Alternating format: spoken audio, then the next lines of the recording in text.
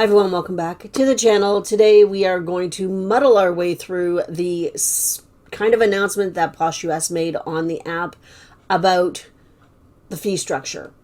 So what I'm going to do is I'm going to actually put the announcement up on the screen. You can stop the video, you can read it, and then we'll come back to it.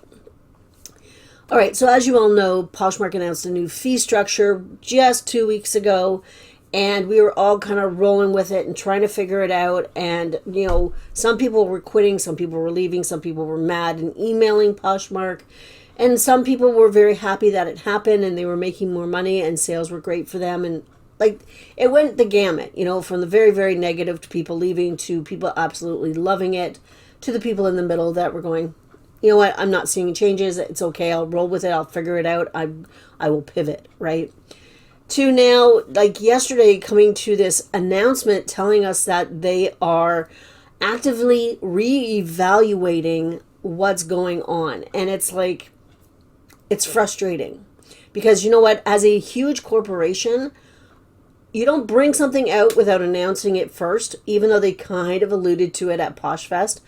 And then decide 2 weeks into it, less than 2 weeks into it, that you're going to make changes because it's not working.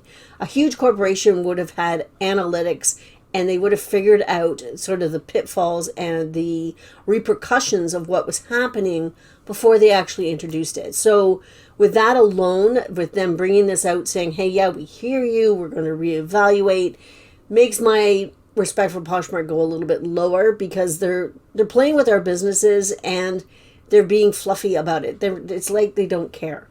Even though they're crouching the announcement in that area of, oh, we heard you, we hear you, we appreciate you. Those are just words to me.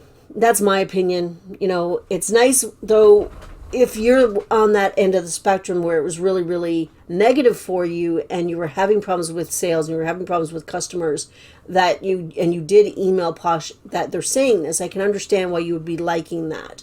But for me, I'm just like, it's the same BS again. And I'm going to explain that. So on Poshmark Canada, 2 years ago, just over 2 years ago, they brought out a new shipping program for us because here in Canada at that time we were paying $13.49 for shipping. Okay, buyers were paying $13.49 for shipping, which is a lot. It's not a lot if you're, you know, have 5 pounds and you're shipping from here where I am to like way the heck up north or across the country either way, because that's a huge distance. So in that sense, it's not that bad, but it was a lot, and it was affecting sales because customers, you know what, they didn't want to pay that price for a t-shirt, right?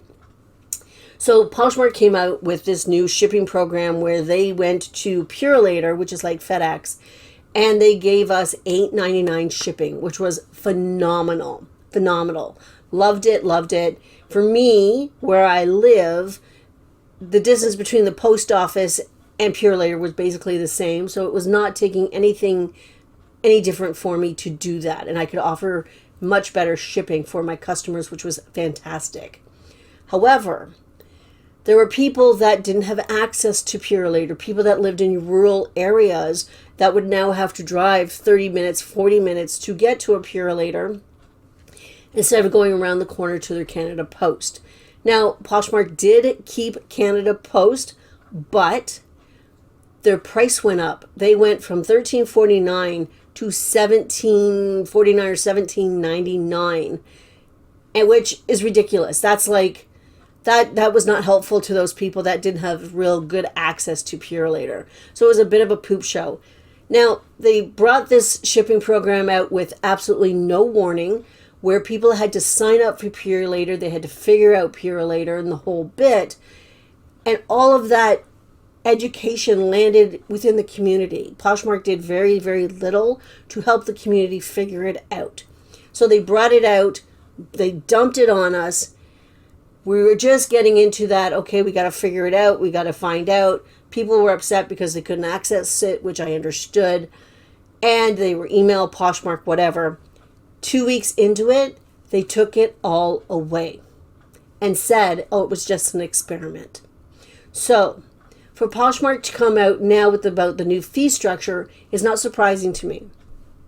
It's just not. It is part of I don't know. It's just part of what they do in a sense. They don't pay attention beforehand. Were they not expecting the repercussions? They should have been expecting those repercussions. A good analyst would have told them, this is what you're going to be faced with. You're going to have to deal with it. So it's not surprising to me, and it is what it is. You know what? And now that they've announced this reevaluating, you're going to two different spectrums. You're having, I don't want them to take away the new fee structure. I'm doing really, really well. Let's email Posh and tell them don't take it away. And then you have the other side saying, fantastic, go back to what we had. I loved it. It was working for me. So it's like, it's crazy. And they're all doing this. Poshmark is doing this within Q4, which is mind-boggling. It's like, Poshmark, do you not understand that we are busy? We should be busy, and we want to be busy, and we have a lot going on right now, and there's a lot going on right now, and then you're piddling about with our businesses, with our incomes. And I don't care what anybody says, and I'm going to say this and be blunt. Again, Poshmark does not care about you as a person. They care about the money they make. And yes, the more money you make, the better it is for them. So yes, they have to have features and programs in place that are going to help you make money. But they care about their bottom line, period. They don't care about you as a person. Don't buy into this Poshmark is your friend. They are not. They are not, they are not, they are not. Yeah, that's my rant. Sorry. So what's going on? I think a lot of people did email them, and they didn't expect that much of a flack or feedback. I think a lot of people closed their accounts. It's not just that they said, okay, I'm leaving, I'm never going to buy on Poshmark. I think people closed their accounts, and maybe they weren't expecting that or the extent of that. Will they change back to something 100% like it was? That remains to be seen. They could just be doing a small change, and instead of charging the 5.99% on the total, they might be doing it on the pre-tax total or just the sale price itself. It could be something like that. They might just be changing it and tweaking it a little bit to make it more fair for the buyer, to make it a little bit easier to understand. There could be a lot of reasons or a lot of things that they're going to be doing. Actively reevaluating does not mean that they are changing anything. It could just be a blanket sort of calm down type of announcement. It's like everything is fine, we're working on it, just to calm those people down that are really, really mad about it, which they have every right to be. So don't get me wrong about that. I do think there's a little bit of placating going on with Poshmark. I think they do that a lot. I think they go, there, honey, don't worry about it. It'll be okay. I get that feeling from the vibe of Poshmark a lot. I get a lot of condescension. Did I say that right? Yeah. Condescension and patronizing. I'll be okay. From the actual platform. So them saying there, it'll be okay. I get that from this announcement as well. Again, personal feeling about that. What it means for me and my business, you know what? Like I've said before, Posh US is my back burner. It's my back burner. This doesn't really change anything. If anything, it puts it even further in the back burner. In a sense, I still make money on it. I'm still making a few sales on it. And it's very simple to cross-list from Posh Canada to Posh US. So it's not a big deal in a sense. And we still go to the cross-border shipper for eBay anyway. So to take another package there and make money, that's fine. In the future, I don't know what it means. It's going to depend on what they do. And I will reserve judgment until they actually do something, if they actually do something. And I make a decision then. I know I was talking to somebody yesterday, and I'm like, you know what? Depending on what they do, I have to seriously considering changing up my business and going away from certain items that don't sell well on eBay and focusing more on eBay items. So we'll see what happens. I'm not going to make any huge decisions right now during Q4. I'm going to let things marinate and, bide my time and see what happens. I'm not going to panic. Don't panic.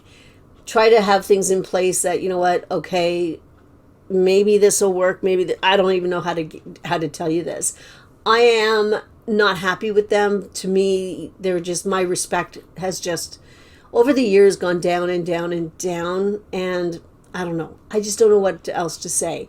I really just wanted to come on and let you guys know that this was happening right now in the community. Let me know what you think about it if you sell on Posh US. What do you think?